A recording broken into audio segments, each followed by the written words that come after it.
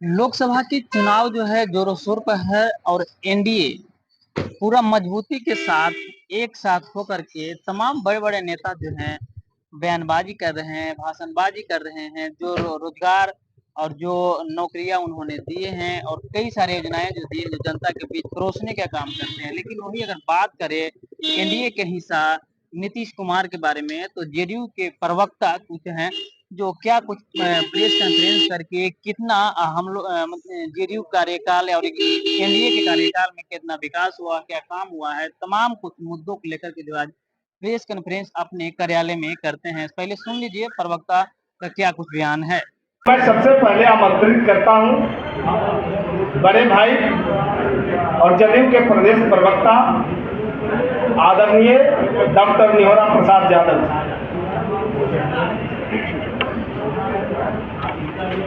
Shivraj Ram ji, police वाली जी, प्रतिभा जी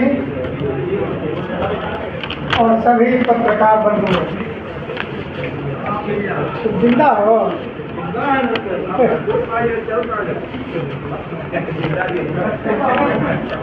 जैसा कि शिवराज भाई ने विषय की चर्चा की है, उस विषय पर मैं शुरुआत करता हूँ। कहावत के साथ जिस तरह बिहार में आरजेडी के नेता तेजस्वी यादव भ्रम जो फैला रहे हैं, उस पर एक कहावत मुझको याद आ रहा है कि 100 बार सतुअन और भतार के आगे दतुअन, यानी आज जो अपने छवि को बनाने की कोशिश कर रहे हैं, लेकिन ये ऊपर से छवि बनाने की कोशिश कर रहे हैं। आप लोग तो शायद उन दिनों को देखा होगा, कुछ लोगों ने, हम लोगों ने नजदीकी से देखा 15 वर्ष का राजकाज, 15 वर्ष का शासन व्यवस्था, 15 वर्ष का शासन व्यवस्था, कानून का राज नहीं चलता था, बल्कि गण का राज चलता था। और किस प्रकार निजी अग्नेस्त्र बिहार में चमकाए जाते थे, भय पैदा किए जाते थे, यह हम लोगों ने नजदीक से देखा है। आज भी लालू यादव जी की राज की याद आता है। हमारे जैसा आदमी, हमारे जैसा लाखों लोगों का रोंगटे खड़ा होता है, और जिस प्रकार रोंगटे खड़ा होता है, सारे दृश्य सामने आते हैं। और गाड़ियों में किस प्रकार अग्नेस्त्र लेकर इनके जो शागिर्द थे, सड़कों पर भय पैदा करने के लिए घूमा करते थे। ये कोई छुपी ही बात नहीं है। बिहार का जो वातावरण बन गया था, जिसमें हम लोग तो उस इलाके के रहने वाले हैं, मसौरी इलाके के, जहाँ स्थिति इतनी भयानक थी कि 5 बजे के बाद गांव में लोग रहना मुश्किल हो गया था, खेती करना मुश्किल हो गया था, मजदूरी करना मुश्किल हो गया था। ये हालात बिहार का हुआ था। ये सरकार सुरक्षा देने में, लालू यादव की सरकार सुरक्षा देने में अक्षम रही थी। न गरीबों की सुरक्षा दे पाई, न अमीरों की सुरक्षा दे पाई, बल्कि ये अपनी सुरक्षा भी नहीं कर पाई। आपको मैं एक बात स्मरण दिलाना चाहता हूँ। गया में 39 लोगों की हत्या हुई थी। मुख्यमंत्री गए थे आदरणीय लालू यादव जी, और लौटकर उन्होंने कहा कि मैं भी सुरक्षित नहीं हूँ। अब बिहार का मुख्यमंत्री यह कहे कि मैं भी सुरक्षित नहीं हूँ, आप ये समझिए कि बिहार का हालात कौन सी स्थिति में है। आज भी जो लालू यादव का राज को देखा है, जब उनकी याद आती है, रोंगटे खड़ा हो जाते हैं, भय से कांप जाते हैं। ये हालात लालू यादव के राज में था। और उनके बेटे अब किस प्रकार बिहार में कर रहे हैं, मैं राम राज लाऊंगा। कैसे राम राज लाइएगा? आप तो पिता के पद चिन्हों पर चल रहे हैं, आपके पिता के कहने पर चल रहे हैं, और फिर वही होगा। आपके हाथ में अगर राज दे दिया जाए, आपके हाथ में सत्ता दे दिया जाए, तो मैं जानता हूँ कितने बड़े परिवार हैं, और परिवार के हर लोग किस प्रकार नोचना शुरू करेंगे, यह मैं जानता हूँ। इसलिए इनकी जो छवि है बिहार में, वही छवि है जो लालू यादव की छवि रहा है। सबसे बड़ा सवाल है कि किस मुख्य दर्शक रहता था। अगर पकड़ा भी गया तो मुख्यमंत्री आवास से टेलीफोन आता था, छोड़ दो हमारा आदमी है, ये हालात था। इसलिए इन नेताओं पर, जो तेजस्वी यादव पर है, आज बिहार में किसी भी व्यक्ति को विश्वास नहीं है और किसी भी कोई व्यक्ति यकीन नहीं करता है। आने वाला जो लोकसभा का चुनाव है, मैं बताता हूँ, दुर्गति इनका निकलने वाला है। इसलिए विधि व्यवस्था के मामले में संभालने में लालू यादव सबसे खराब, देश में पंजाब से भी खराब, सबसे खराब मुख्यमंत्री रहे हैं। मैं इतना ही कहना चाह रहा हूँ। हिमराज जी इसके बाद चर्चा करेंगे। बहुत बहुत धन्यवाद साथियों। अभी विस्तृत रूप से बिहार के हालात पर जो पूर्व की सरकार ने, जो 2005 से पहले की सरकार थी, क्या हालात थे बिहार के और क्या हो रहा था बिहार के अंदर, इस पर अपनी बात रख रहे थे भाई निवराज यादव जी। साथियों, मैं अपनी तरफ से ये कहना चाहता हूं कि जो पहले का बिहार था और आज का बिहार है, कानून व्यवस्था में कितना फर्क रहा, इसी बिंदु पर हम बात करेंगे। 2005 से पहले का जो बिहार था, शाम के जब 5 बजते थे तो लोग घर से बाहर निकलना मुनासिब नहीं समझते थे।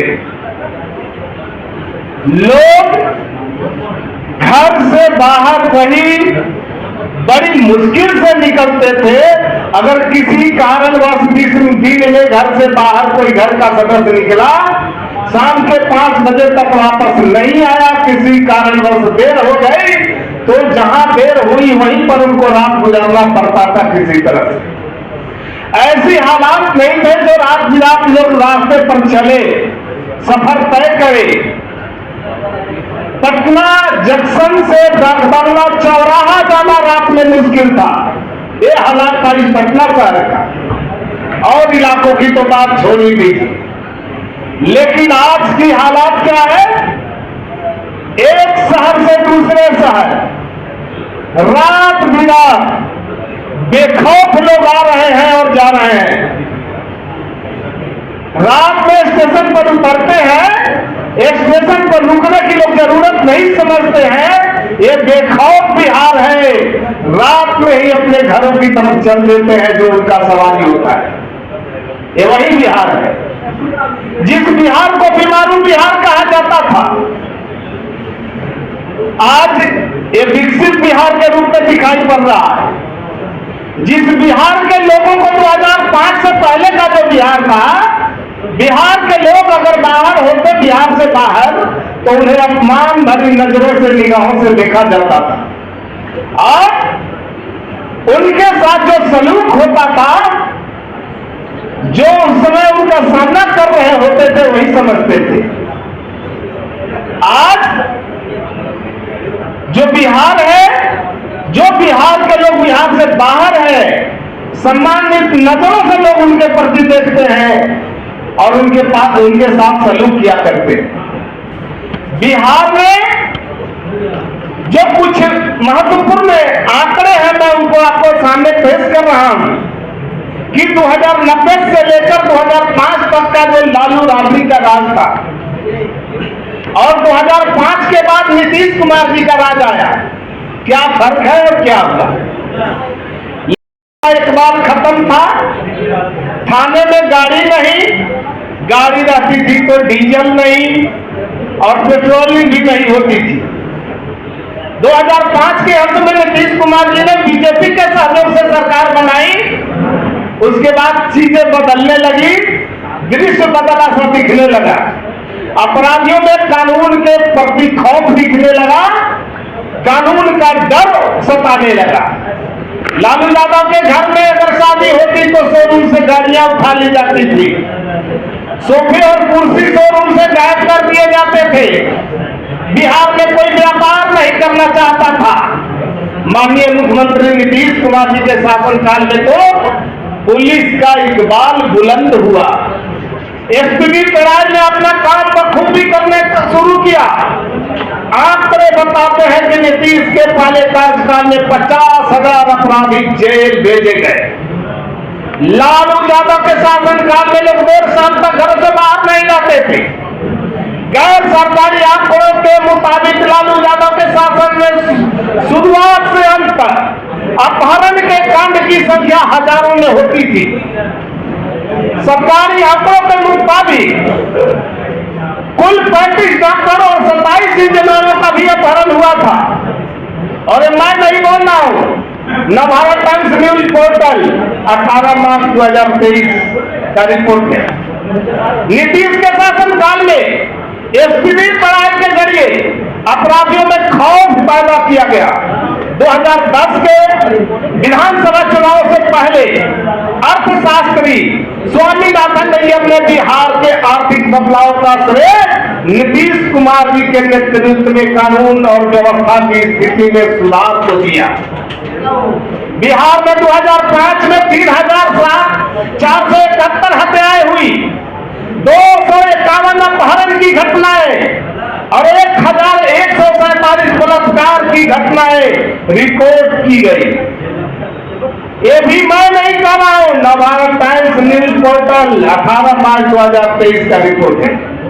राष्ट्रीय अपराध रिकॉर्ड ब्यूरो का आंकड़ों पर अगर नजर डालते हैं तो पता चलता है कि माननीय मुख्यमंत्री श्री नीतीश कुमार जी के कार्यकाल में डकैती और अपराधों में उल्लेखनीय कमी आई है।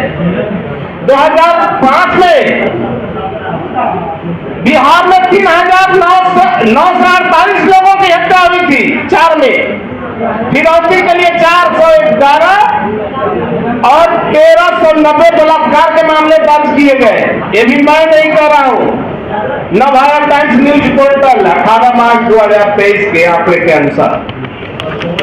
साथियों, इस तरह से आपने देखा कि जो मैंने आंकड़े पेश किए आपके सामने, ये पर्याप्त है इस बात को समझने के लिए कि 2005 से पहले का जो बिहार था और 2005 के बाद का जो अब तक का बिहार है, ये समझने के लिए काफी है।